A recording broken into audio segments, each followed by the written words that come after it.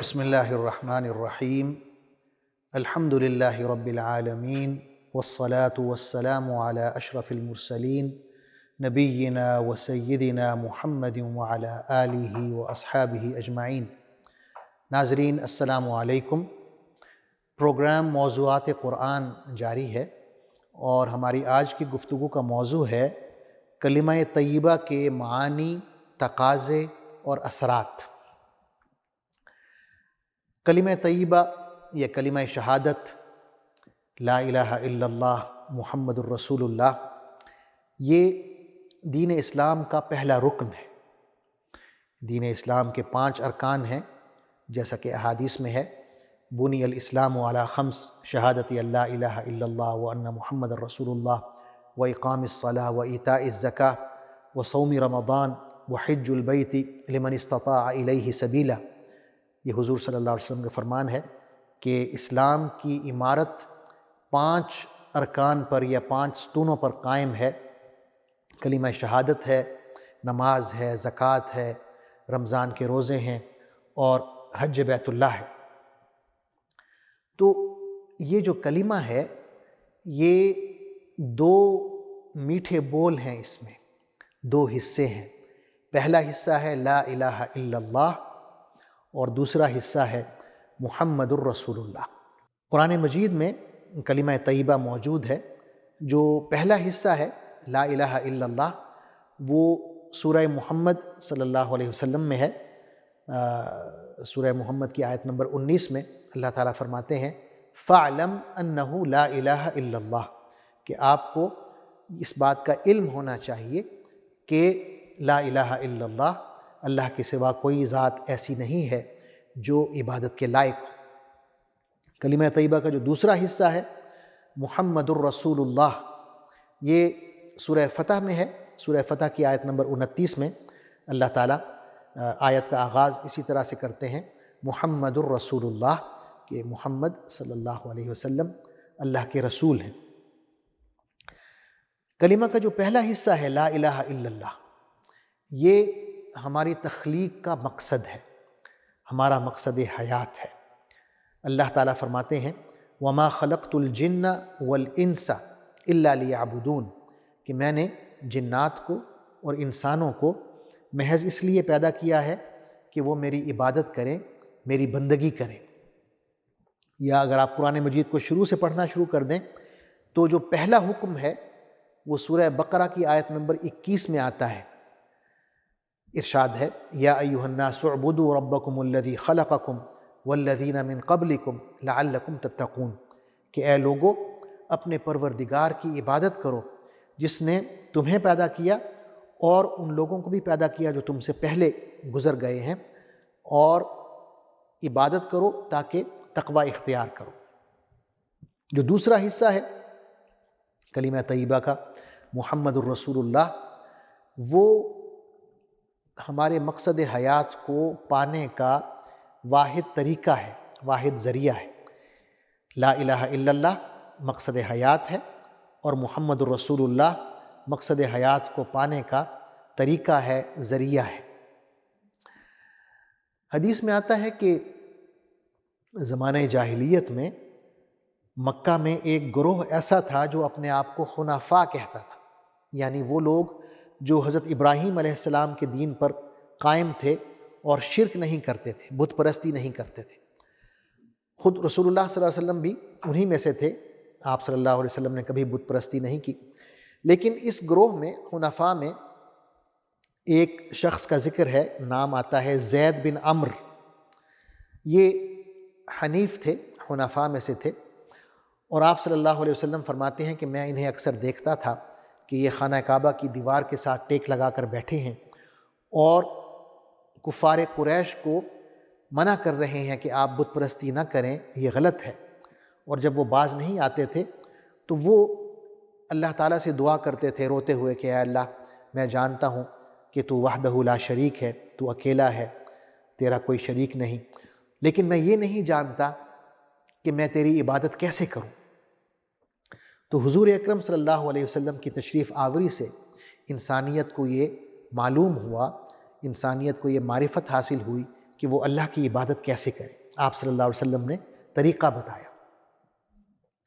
تو آج کا جو موضوع ہے وہ یہ ہے کہ ہمیں کلمہ طیبہ کے معانی جاننے ہیں، اور پھر یہ معانی جو ہیں ہم سے کیا تقاضا کرتے ہیں، ان تقاضوں کو ہم کس طرح پورا کر سکتے ہیں وہ جاننا ہے۔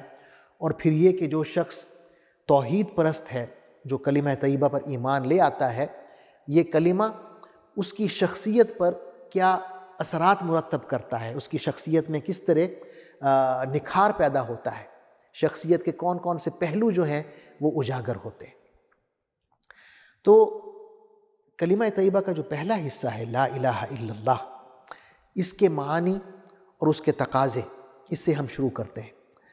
سب سے پہلا جو معنی ہے لا الہ الا اللہ کا، وہ تو یہی ہے کہ اللہ کے سوا کوئی ذات ایسی نہیں ہے جو عبادت کے لائق ہو۔ لا معبود الا اللہ، کوئی معبود ایسا نہیں ہے جو حقیقت میں معبود ہو، حقیقت میں اس قابل ہو، اس لائق ہو کہ اس کی عبادت کی جائے سوائے اللہ کے۔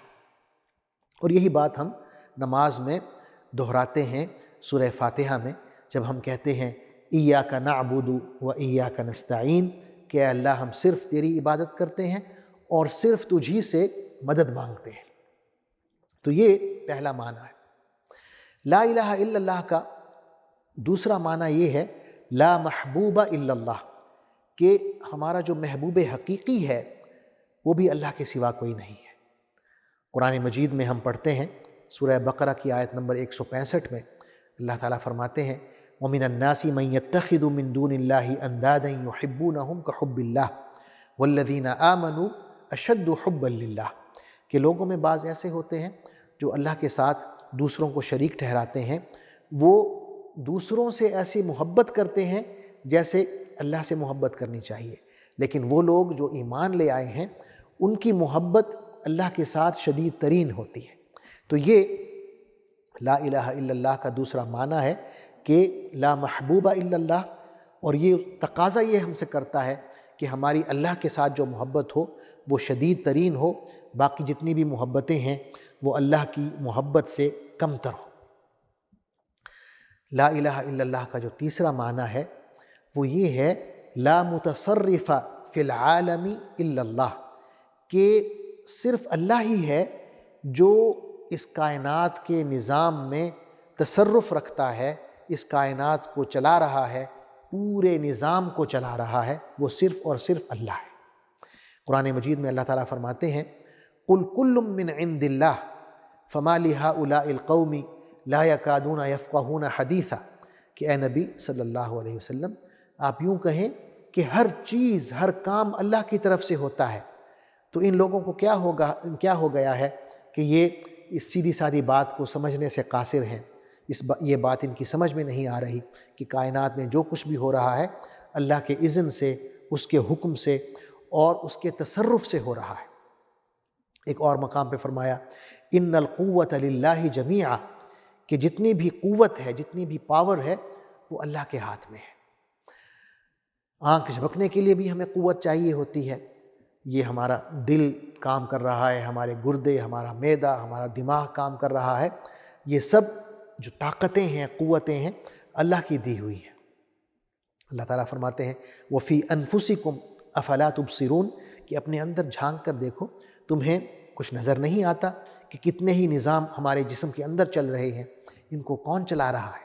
تو یہ لا الہ الا اللہ کا مطلب ہے، اور یہ تقاضا ہم سے کر رہا ہے کہ ہمارا یہ عقیدہ ہونا چاہیے کہ کائنات میں جو کچھ بھی ہو رہا ہے وہ اللہ کے کنٹرول میں ہے، اللہ کی وجہ سے، اس کے حکم سے اور اس کی قوت سے ہو رہا ہے۔ لا الہ الا اللہ کا جو چوتھا معنی ہے وہ ہے لا مرجو الا اللہ، یعنی ہماری امیدوں کا مرکز بھی اللہ ہے، ہم تمام امیدیں اللہ سے باندھتے ہیں۔ اللہ تعالیٰ فرماتا ہے وَمَن يَتَوَكَّلْ عَلَى اللَّهِ فَهُوَ حَسْبُهُ، کہ جو بھی اللہ پر توکل کرے گا، جو شخص اللہ پر بھروسہ کرے گا، اللہ اسے کافی ہو جائے گا، اللہ اس کی امید پر پورا اترے گا۔ لا الہ الا اللہ کا جو پانچواں معنی ہے وہ ہے لا مخوف الا اللہ، کہ خوف حقیقی بھی صرف اللہ سے ہونا چاہیے۔ علماء نے لکھا ہے کہ ایک تو حقیقی خوف ہوتا ہے اور ایک فطری خوف ہوتا ہے۔ فطری خوف جو ہے اس کی مثال یہ ہے کہ مثلاً کوئی دھماکہ ہو گیا تو انسان ڈر جاتا ہے، اچانک آپ سانپ دیکھتے ہیں، بچھو دیکھتے ہیں، آپ ڈر جاتے ہیں، آپ کا دشمن آپ کے سامنے آ گیا، آپ ڈر جاتے ہیں۔ قرآن مجید میں آتا ہے حضرت موسیٰ علیہ السلام کے بارے میں کہ آپ صلی اللہ علیہ وسلم نے ایک شخص کو مکہ مارا۔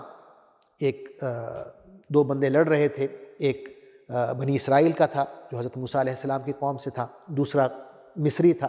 تو آپ نے مصری کو مکہ مارا تاکہ اسے دور کریں، لیکن انبیاء کو اللہ تعالیٰ نے بہت زیادہ طاقت دی ہوتی ہے، تو ان کے مکہ مارنے سے ہی وہ شخص مر گیا۔ حضرت موسیٰ علیہ السلام ڈر گئے۔ قرآن مجید میں آتا ہے فَخَرَجَ مِنْهَا خَائِفًا، تو وہاں سے نکلے خوف زدہ ہو کر۔ پھر سفر میں انہیں نبوت عطا ہوتی ہے، اللہ تعالیٰ انہیں معجزے دیتا ہے، تو اللہ تعالیٰ انہیں حکم دیتا ہے کہ آپ کے ہاتھ میں جو یہ لاٹھی ہے اس کو پھینکیں۔ وہ پھینکتے ہیں تو سانپ بن جاتا ہے، پھر ڈر جاتے ہیں۔ قرآن مجید میں ہے فَلَمَّا رَآهَا تَهْتَزُّ كَأَنَّهَا جَانٌّ وَلَّا مُدْبِرًا وَلَمْ يُعَقِّبْ يَا مُوسَىٰ لَا تَخَفْ، کہ جب وہ لاٹھی پھینکی تو دیکھا کہ لاٹھی جو ہے وہ سانپ کی طرح بل کھا رہی ہے، تو وہاں سے وہ بھاگ کھڑے ہوئے اس کو دیکھ کے کہ اتنا بڑا سانپ بن گیا ہے۔ تو اللہ تعالیٰ نے بلایا یا موسیٰ لا تخف انی لا یخاف لدی المرسلون، کہ میرے حضور جو نبی ہیں رسول ہیں وہ ڈرا نہیں کرتے، تم مت ڈرو، واپس آؤ۔ تو یہ فطری خوف ہے کہ انسان دشمن کو دیکھ کے ڈر جاتا ہے، سانپ بچھو کو دیکھ کے ڈر جاتا ہے، کوئی زوردار آواز سنتا ہے تو ڈر جاتا ہے۔ تو یہ جو خوف ہے یہ بتقاضائے بشریت ہمارے اندر ہے، تو اس خوف سے ہمارا جو کلمہ طیبہ پر ایمان ہے وہ متزلزل نہیں ہوتا۔ کب ہمارا ایمان متزلزل ہوتا ہے؟ جب ہم اللہ کو چھوڑ کر مخلوق سے حقیقی خوف اختیار کر لیں۔ قرآن مجید میں آتا ہے اللہ تعالیٰ صحابہ کرام کی تعریف فرما رہے ہیں کہ جب غزوہ احد کے بعد صحابہ نے سنا کہ کفار قریش جو ہیں دوبارہ حملہ کرنے کی وہ پلاننگ کر رہے ہیں، قرآن مجید میں ہم یہ آیت پڑھتے ہیں آل عمران میں کہ ان الناس قد جمعوا لکم فاخشوہم فزادہم ایمانا، کہ ان سے یوں کہا گیا کہ لوگ جو ہیں دوبارہ سے اکٹھے ہو رہے ہیں آپ پر حملہ کرنے کے لیے، تو آپ کو ڈرنا چاہیے۔ تو ڈرنے کے بجائے ان کے ایمان میں اضافہ ہو گیا۔ یا اللہ تعالیٰ فرماتے ہیں فلا تخشوا الناس واخشونی، کہ لوگوں سے مت ڈرو بلکہ مجھ سے ڈرو۔ تو یہ جو خوف حقیقی ہے یہ ہمیں اللہ کے ساتھ، اللہ سے ہونا چاہیے، مخلوق سے نہیں ہونا چاہیے۔ جہاں تک فطری خوف کا تعلق ہے اس میں کوئی حرج نہیں ہے۔ تو یہ کلمہ طیبہ کا ایک یہ بھی معنی ہے کہ صحیح معنوں میں حقیقی خوف بھی ہمیں اللہ سے ہونا چاہیے، اور یہ ہم سے تقاضا بھی کرتا ہے کلمہ طیبہ کہ ہم مخلوق سے نہ ڈریں بلکہ صرف اور صرف اللہ سے ڈریں۔ تو یہ کلمہ طیبہ کا جو پہلا حصہ ہے لا الہ الا اللہ، اس کے معانی ہے کہ صرف اور صرف عبادت اللہ کی ہوگی، اور یہ عقیدہ کہ اللہ ہی ساری کائنات میں تصرف رکھتا ہے، کنٹرول رکھتا ہے، اور یہ کہ اللہ ہی ہمارا محبوب ہے، اور یہ کہ وہی ہماری امیدوں کا مرکز ہے، اور وہی ایسی ذات ہے جس سے ہمیں حقیقی خوف رکھنا چاہیے۔ کلمہ طیبہ کا جو دوسرا حصہ ہے محمد الرسول اللہ صلی اللہ علیہ وسلم، کہ اللہ کے رسول ہیں حضور اکرم صلی اللہ علیہ وسلم، یہ کلمہ طیبہ کا دوسرا میٹھا بول ہے۔ اس پر ہم ایمان لاتے ہیں، اور یہ جو ایمان ہے یہ ہم سے کیا تقاضا کرتا ہے؟ یہ بھی 5 تقاضے ہم سے کرتا ہے۔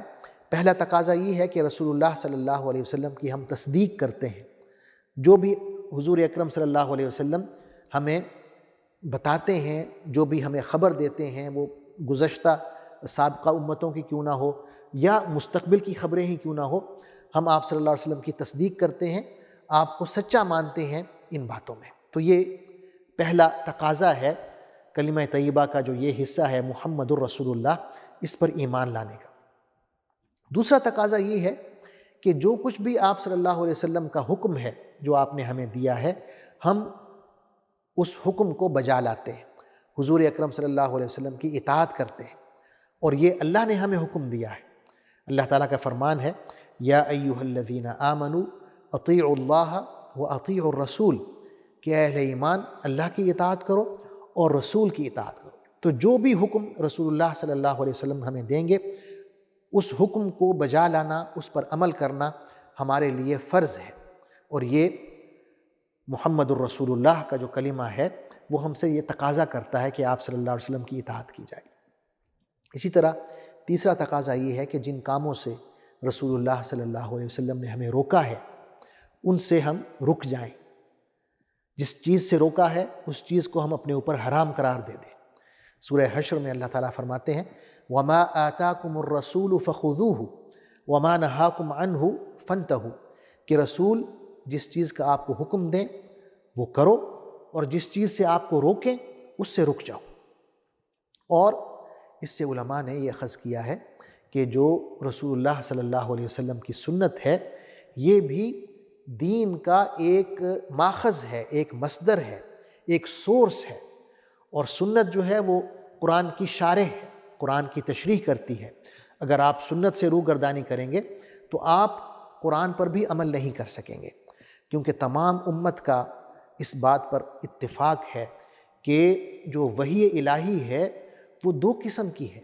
ایک وہ قسم ہے جو ہم تلاوت کرتے ہیں اور وہ قرآن کی شکل میں ہے، اور ایک دوسری قسم ہے جس کی تلاوت نہیں ہوتی اور وہ سنت ہے، رسول اللہ صلی اللہ علیہ وسلم کے فرامین ہیں۔ اللہ تعالیٰ سنت کے بارے میں یوں فرماتے ہیں وَمَا يَنطِقُ عَنِ الْهَوَىٰ إِنْ هُوَ إِلَّا وَحْيٌ يُوحَىٰ، کہ رسول اللہ صلی اللہ علیہ وسلم جب بھی بات کرتے ہیں تو وہ کوئی اپنی خواہش نفس کی طرف سے نعوذ باللہ بات نہیں کر رہے ہوتے، جو بھی کہتے ہیں وہ وحی ہوتی ہے جو ان پر کی جاتی ہے، تو وہ قرآن کی شکل میں ہو یا سنت کی شکل میں ہو۔ حدیث میں آتا ہے ایک صحابی ہیں، نوجوان صحابی ہیں، حضرت عبداللہ بن عمرو بن عاص۔ عمرو بن عاص جو ہیں صحابی ہیں، یہ ان کے بیٹے ہیں عبداللہ، نوجوان صحابی ہیں۔ فرماتے ہیں کہ رسول اللہ صلی اللہ علیہ وسلم جو بھی بات فرماتے تھے میں لکھ لیا کرتا تھا، تو بعض صحابہ جو عمر میں مجھ سے بڑے تھے انہوں نے مجھ سے کہا کہ عبداللہ تم ہر بات لکھ لیتے ہو، جبکہ رسول اللہ صلی اللہ علیہ وسلم انسان ہیں، کبھی خوشی کا موقع ہوتا ہے، کبھی غمی کا موقع ہوتا ہے، کبھی آپ صلی اللہ علیہ وسلم غصے میں ہوتے ہیں، تو ہر بات مت لکھا کرو۔ تو فرماتے ہیں کہ میں نے لکھنا چھوڑ دیا، تو رسول اللہ صلی اللہ علیہ وسلم نے مجھ سے پوچھا کہ تم نے لکھنا کیوں چھوڑ دیا ہے؟ تو میں نے وجہ بتائی، تو آپ صلی اللہ علیہ وسلم نے قسم کھا کر یوں فرمایا، آپ کا ارشاد ہوا اکتب فوالذی نفسی بیدہ ما خرج من هذا الفم الا الحق، کہ عبداللہ تم لکھا کرو، اور میں قسم کھاتا ہوں اس ذات کی جس کے ہاتھ میں میری جان ہے کہ اس منہ سے صرف اور صرف حق بات نکلتی ہے، یعنی میں غصے میں ہوں یا خوشی میں ہوں یا غمی میں ہوں، صرف اور صرف حق بات ہی میرے منہ سے نکلے گی، تو آپ لکھا کریں۔ یا ایک مقام پہ آپ کا ارشاد ہے الا انی اوتیت القرآن ومثلہ معہ، کہ دیکھو مجھے قرآن عطا کیا گیا اور اس جیسی ایک اور چیز بھی عطا کی گئی، یعنی سنت۔ آج سے تقریباً 50-60 سال پہلے لاہور میں ایک صاحب ہوتے تھے غلام احمد پرویز، انہوں نے یہ ایک شوشہ چھوڑا کہ ہمیں قرآن کافی ہے اور سنت کی یا احادیث کی ہمیں ضرورت نہیں ہے، تو بہت سے علماء نے ان کے گمراہ ہونے کا، ان کے کفر کا فتویٰ دیا، اور یہ بھی کہ جو شخص بھی یہ دعویٰ کرتا ہے کہ ہمیں سنت کی ضرورت نہیں ہے یا احادیث کی ضرورت نہیں ہے، قرآن کافی ہے، وہ اسلام سے خارج ہو جاتا ہے، کیونکہ وہ قرآن کا بھی منکر ہو جاتا ہے۔ اگر آپ سنت کے منکر ہیں تو آپ کے لیے ممکن ہی نہیں ہے کہ آپ قرآن پر عمل کریں۔ تو یہ تو میں 50-60 سال پہلے کی بات بتا رہا ہوں، لیکن حضور اکرم صلی اللہ علیہ وسلم کی احادیث میں ہمیں ایک پیشین گوئی بھی ملتی ہے۔ آپ صلی اللہ علیہ وسلم نے اس طرح کے فتنوں سے پہلے ہی متنبہ فرمایا ہے۔ آپ کا ارشاد ہے، حدیث میں آتا ہے لا الفین احدکم متکئا علی اریکتہ یأتیہ الامر من امری فیقول ما وجدنا فی القرآن اتبعناہ، کہ میں یہ نہ دیکھوں کہ تم میں سے کوئی شخص صوفے پر تکیہ لگا کر بیٹھا ہے، ٹیک لگا کر بیٹھا ہے، اور اسے میرے احکام میں سے کوئی حکم پہنچتا ہے اور وہ یوں کہتا ہے کہ جو کچھ قرآن مجید میں ہے ہم صرف اس کا اتباع کریں گے، اور میرے حکم کو وہ ٹھکرا دے، پھر آپ صلی اللہ علیہ وسلم نے قسم کھا کے فرمایا کہ میں قسم کھاتا ہوں کہ جو کچھ اللہ نے فرمایا ہے میرا فرمان بھی اس جیسا ہے، جو چیز اللہ نے حلال کی ہے وہ ویسے ہی ہے جس کو میں نے حلال کیا ہے، جو چیز اللہ نے حرام کی ہے اس کی ویلیو یا اس کی اہمیت ویسے ہی ہے جسے میں نے حرام کیا ہے، کیونکہ جو سورس ہے وہ وہی ہے، وہی الہی ہے، وہ قرآن کی شکل میں ہو یا وہ سنت کی شکل میں ہو۔ محمد الرسول اللہ پر ایمان لانے کا چوتھا تقاضا یہ ہے کہ رسول اللہ صلی اللہ علیہ وسلم کی شریعت کے مطابق اللہ کی عبادت کی جائے۔ اللہ تعالیٰ کا فرمان ہے ثم جعلناک علی شریعۃ من الامر فاتبعها، کہ اے نبی صلی اللہ علیہ وسلم ہم نے آپ کو اس شریعت پر چلایا ہے تو آپ بھی اسی شریعت پر چلیں۔ یا تمام لوگوں کو یہ تنبیہ فرمائی، سورہ نور کے آخر میں ہے فَلْيَحْذَرِ الَّذِينَ يُخَالِفُونَ عَنْ أَمْرِهِ أَن تُصِيبَهُمْ فِتْنَةٌ أَوْ يُصِيبَهُمْ عَذَابٌ أَلِيمٌ، کہ وہ لوگ جو رسول اللہ صلی اللہ علیہ وسلم کے طریقے سے ہٹے ہوئے ہیں، طریقے کی مخالفت کرتے ہیں، انہیں متنبہ کیا جاتا ہے کہ انہیں شدید ترین عذاب دیا جا سکتا ہے، اس عذاب میں فتنے میں مبتلا ہو سکتے ہیں۔ تو یہ چوتھا تقاضا ہے کہ رسول اللہ صلی اللہ علیہ وسلم کی شریعت کے مطابق اللہ کی عبادت کی جائے۔ محمد الرسول اللہ پر ایمان لانے کا پانچواں تقاضا یہ ہے کہ آپ صلی اللہ علیہ وسلم سے محبت کی جائے۔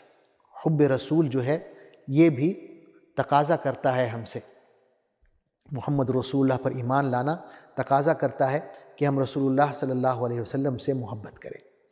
حدیث میں آتا ہے لا یؤمن احدکم حتی اکون احب الیہ من والدہ وولدہ والناس اجمعین، کہ تم میں سے کوئی شخص اس وقت تک مومن نہیں ہو سکتا جب تک کہ میں یعنی محمد صلی اللہ علیہ وسلم اسے اس کے والد سے، اس کے بچوں سے اور تمام لوگوں سے زیادہ محبوب نہ ہو جاؤں۔ ناظرین، جب کوئی انسان عقیدہ توحید پر کاربند ہو جاتا ہے، کلمہ طیبہ پر ایمان لے آتا ہے، اقرار کر لیتا ہے، تو اس کی زندگی میں کیا تبدیلی آتی ہے؟ عقیدہ توحید جو ہے اس کی شخصیت پر کیا اثرات مرتب کرتا ہے؟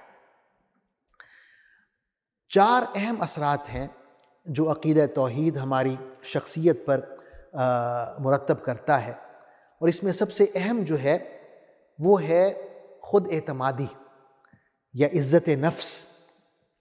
قرآن مجید میں اللہ تعالیٰ فرماتے ہیں ما اصاب من مصیبت الا باذن اللہ ومن یؤمن باللہ یہد قلبہ، کہ کوئی بھی مصیبت آتی ہے یا مشکل آتی ہے وہ اللہ کے اذن سے آتی ہے، اس کی اجازت سے آتی ہے، اور جو شخص اللہ پر ایمان لے آتا ہے اللہ اس کے دل کی رہنمائی فرماتا ہے، اس کے دل کو سیدھے راستے پر چلاتا ہے۔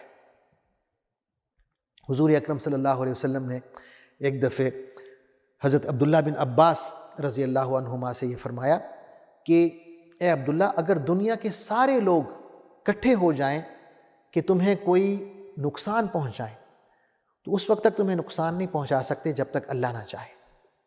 اسی طرح اگر دنیا کے سارے لوگ اس بات پر اکٹھے ہو جائیں کہ تمہیں کوئی نفع پہنچائیں تو وہ نفع بھی نہیں پہنچا سکتے جب تک اللہ نہ چاہے۔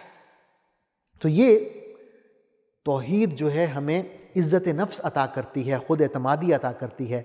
ہم ہر بندے کے سامنے، ہر اتھارٹی کے سامنے جھکتے نہیں ہیں، ماتھا نہیں ٹیکتے، صرف اور صرف اللہ کے سامنے جھکتے ہیں۔ علامہ اقبال رحمۃ اللہ علیہ نے اس بات کو بہت خوبصورتی سے بیان فرمایا ہے۔